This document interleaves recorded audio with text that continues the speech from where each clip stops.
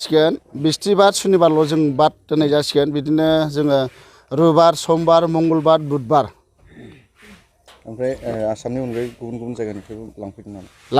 लांफैदों मा जायगा? आगोल बिदिनो जोंना एसे आवगोलाव बेंगलनिफ्राय फैदों आरो गुजरातनिफ्राय फैदों दा बिथांमोनहा बिदिनो तिनिसुकियानिफ्राय फैदों जेनेबा नङा होमबा गलाघाटनिफ्राय फैदों डिमापुरनिफ्राय फैदों जुनाय धेमाजि गासै बै आसामानो गोलैयो बिथांमोनहाबो बिदिनो लांनो फैदों लांबाय मुलिखौ बिदिनो सासेयाव 6 बार 7 बार लांफैबाय दा बिथांमोनहा एसे हामनाय मोनहैदों हामबाय खायसे दा बिनि थाखाय एसे जोंना एसे फैनायाव एसे बिदिनो खम जाथ'नानै दंमोन आरो दा बे खम जाथ'नायाव जोङो मास मोनसे सैथ्र मास मोनसेखौ जों दोनथ'नानै नै दिनै जोङो एप्रिल दाननि जोङो 19 थारिखआव बा 19 थारिखनिफ्राय जोङो हरफिननाय जासिगोन।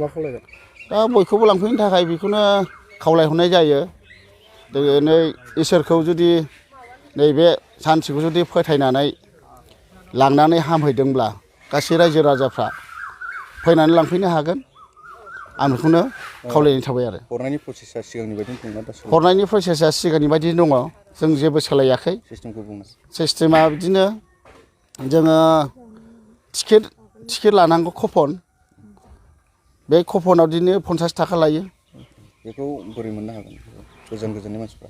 गोजाना बिदिनो फैब्लानो मोनगोन दा होखानाय जानाय नङा आरो दा बिदिनो सोरबा कन्टेक्टजों दोनहरो सोरबा ओरैबायदि न'खरनि मानसि दं बियो दोनहोयो जों बेखिनि जायखिया फैबानो मोनो होननानै आं खावलायनाय थादों आरो। नोंथांनि मबाइल नाम्बारखौ बुंनो हागोन नामा? मबाइल नाम्बारखौ हरनो हागोन।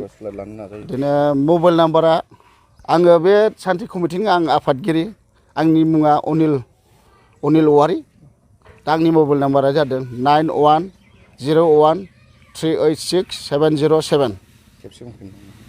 मबाइल नाम्बारा जाबाय 9101386707 बेखिनि आरो आंनि बुंनांगौआ बेखिनियानो। खुलुमबाय बड'लेण्ड बुब्लि दैदेनग्रा नोंथांमोननिसिम जोङो दिनै नैबे लोक्षि जाहाराव मानि थाखाय जोङो बिदि बुंनो गोनां जादों आं बेखौ एसेबाबो जों बुंथिहरनो सानदों रायजो राजानिसिम।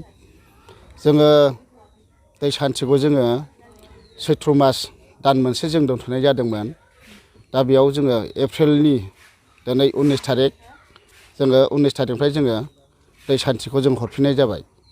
दा बेयाव गासै रायजो राजा मोनफ्रोमबो डिस्ट्रिक्ट बा दस्रा कान्ट्रिनिफ्राय फैदोंमोन दा बिथांमोनहाबो जाहाथे नैबे जोंनि दा बड'लेण्ड बुब्लियाव हगारनाय बे बिथांमोनहा जाहाथे नायनानै फैयो बुजिनानै फैयो आं बेखौनो मिथिहोनाय जादों आरो।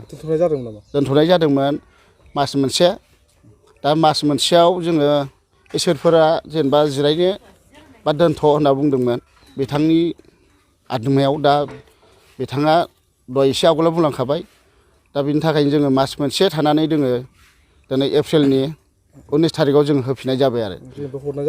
हरनाय जासिगोन दा जोङो एसे आवगोलाव हरखांबाय क'क्राझारनि फैदोंमोन।